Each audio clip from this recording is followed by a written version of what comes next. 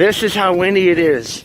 I have a thick, warm blanket, and the wind's like. Look at that sunrise over the peaks. It's morning, and I can't feel my fingers. We're here at Badlands National Park.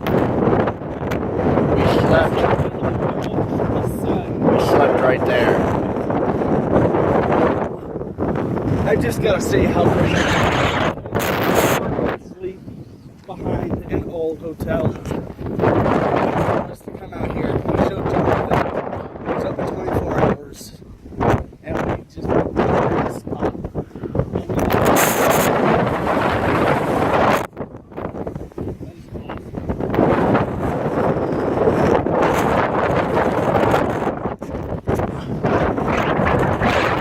Losing my blanket.